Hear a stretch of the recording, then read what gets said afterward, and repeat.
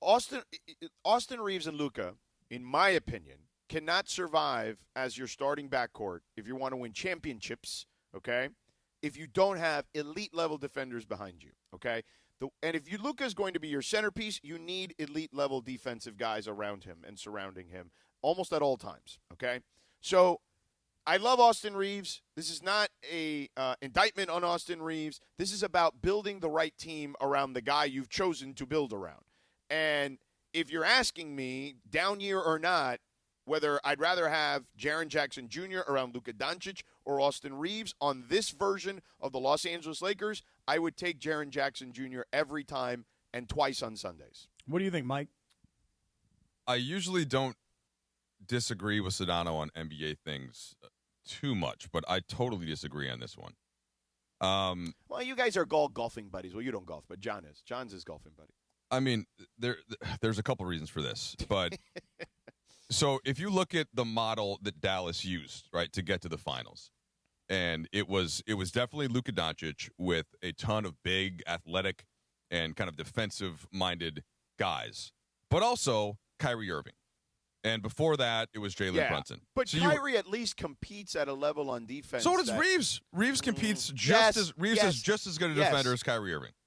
Okay, fine. And he's a little bigger. But you can't. And the roster you have, Mike, is not built anywhere near the roster that Dallas had the way they went to the finals. But moving forward, right? So Luka basically fell into the Lakers' lap, and then Pelinka did a great job, obviously, of making the trade happen, right? And not giving up too much. By the way, including not giving up Austin Reaves going back to Dallas. So Luka comes. The team is not built for Luka Doncic at that point, nor could it be this offseason. The Lakers only had like 2 or 3 roster spots that they could use, and they get Marcus Smart, they get DeAndre Ayton, both, Smart certainly fully defensive-minded.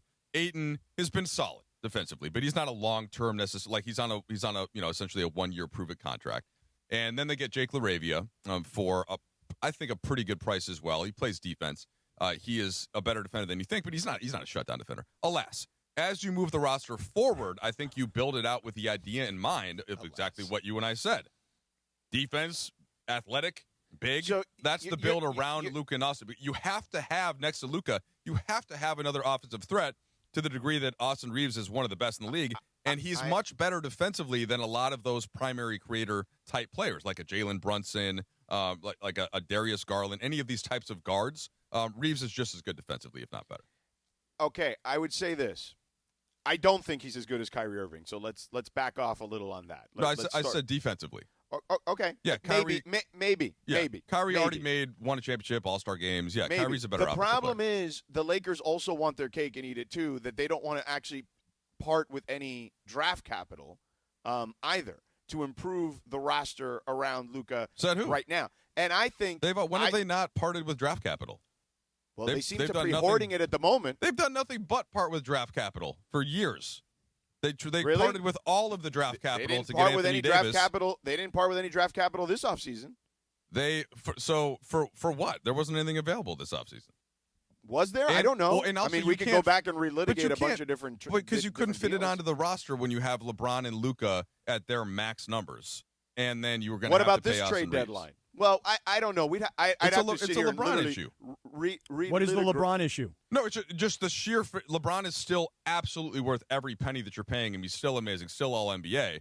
Like, my point is when him on just literally on the books at his number, 50+ means that you can't just go out and just but you're going to end up putting Austin at $50 million. No, Austin Reaves is going to be a $50 million player. Not. He's on the fun max. You're talking about 35% of the cap. He's only going to be 30% of the cap, even at his very max. It's still going to be $240 million. No, it's closer to $40 million at max. Whereas Jaren Jackson Jr. That's not what's been reported. Jackson Jr. on his next contract, he's going 49, 50, 52.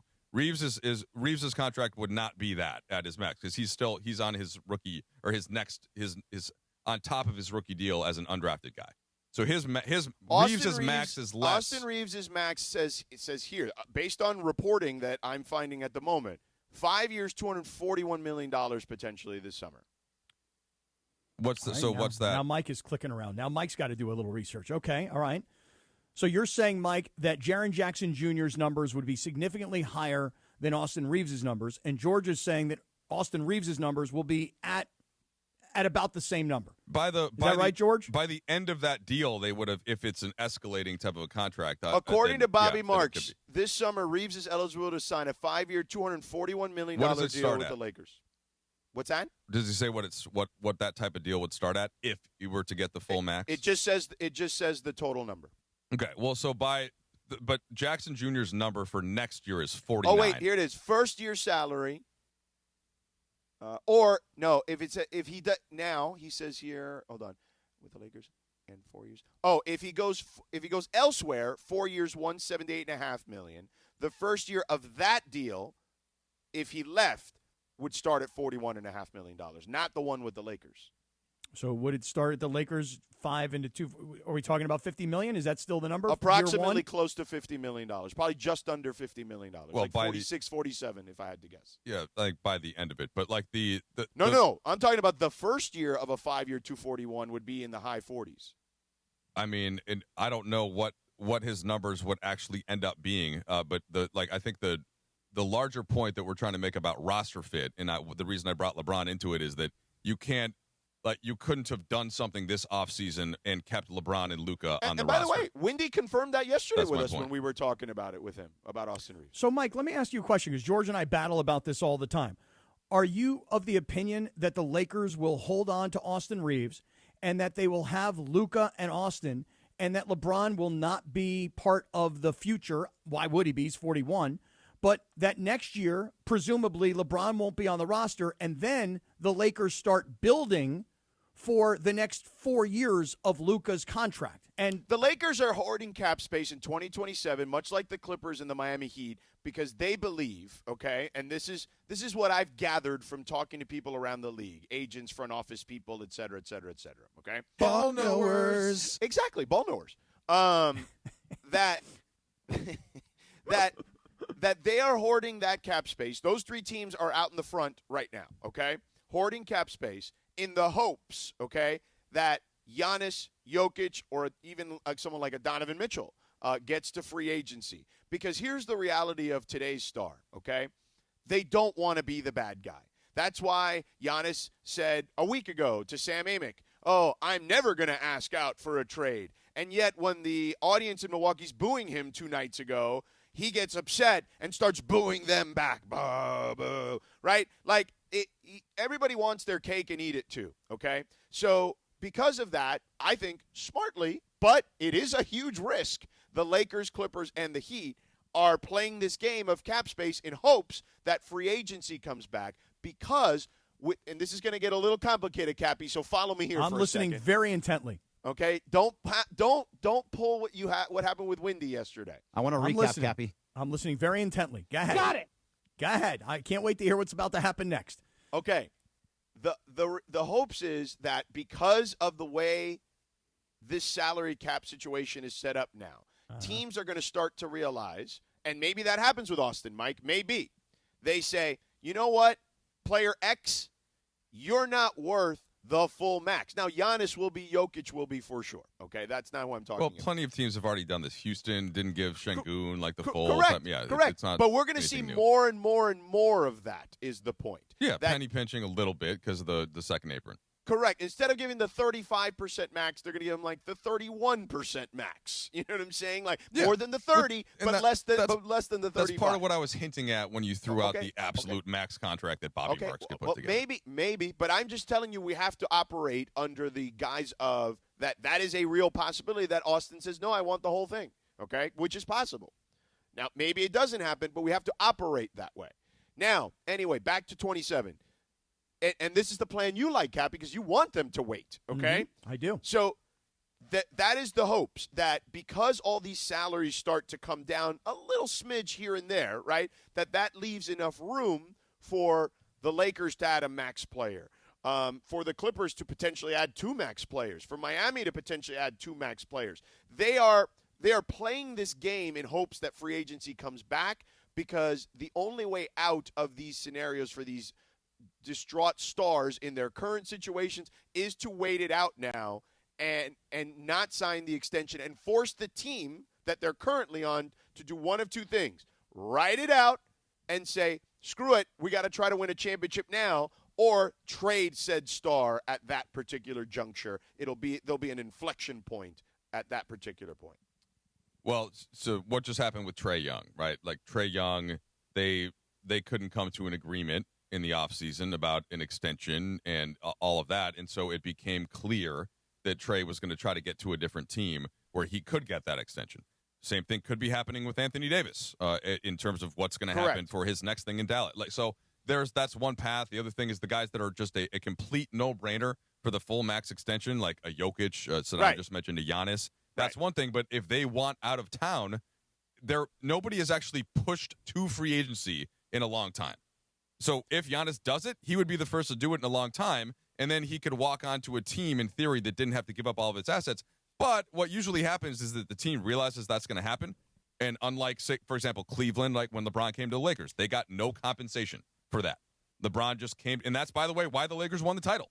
Not just because they were able to trade for Anthony Davis, but because they got the best player. They had to give up anything, right? For nothing. And so that the most likely chance is if Jokic or Giannis did this, but that hasn't happened. What usually ends up happening is, hey, give me my max extension and then trade me.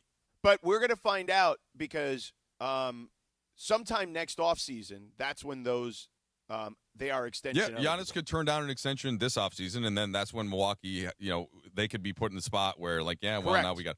And if that's all of that. I don't dispute any of that. Donovan Mitchell is one of those. Jokic is one of those. There's probably a couple guys I'm missing. Donovan Mitchell's not in the category of those other two guys, obviously. But yes, there are going to be real decisions that have to be made in the offseason, and it's going to put teams in a conundrum in one way, shape, or form. And this is why I've been saying the whole time. Listen, you've been respectful to LeBron's career. You at times you were reverential, if you will, towards LeBron's career. LeBron has given you at least one championship, and it kind of looks like that's where it's going to end. And I know a lot of people think, hey, that championship, it doesn't really count as much as a regular season championship. No one thinks that. And no, a lot of people do. Not real NBA people. But okay, so maybe they're Agreed. not. Okay, fake so good. NBA people. So me and my fake NBA people, a lot of people think that way. But here's the point. I've been saying this all along, Mike. I thought you were trending towards being a ball I'm knower. Trending towards, right? Trending. I'm on my way. But Mike, all I've been saying to George, and we battle about this all the time, is you've got to weather the storm. You've got to take your time because LeBron is not going to be with you much longer. This is probably the last year. And you've signed Luca long term. So you're going to make different decisions going forward than you are right now. And the fact of the matter is what George keeps telling me is that Luca's going to be unhappy that you're not doing everything you can right now 100 miles an hour towards the championship. I said, well, first of all, I did not say that. I said that you are taking a real risk, okay, in just basically gapping a year of his prime. Okay, I think Luca knows the long-term future of the Lakers. I don't think there's any gapping going on. Well, they're not a championship team right now. Well, I mean, I agree they're not. Like right now, I wouldn't pick them to beat the Thunder, certainly in a 7-game series by any means. I think that they need tweaks. Ideally two athletes on the wing, like a perimeter guy and we've talked about that. This is why I love you, Michael. That is literally what I've been saying for months now. Well, it's clear. But all of this is related to what Cappy's saying about LeBron. And the first thing that's going to have to happen with that is LeBron has to make that decision, what he's going to do at the next step. Right now, the fact that he put up a 30-point triple-double -1 rebound on the second night of a back-to-back to lead the Lakers to win in year 23 may never happen again. Right. May never happen. So, he's still awesome. And that's why you don't dispute something could still go right.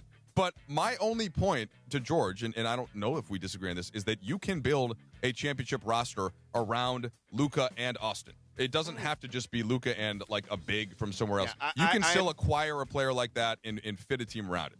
That's what I believe. I would just say I'm far more skeptical on that than you are. Yeah, so we disagree.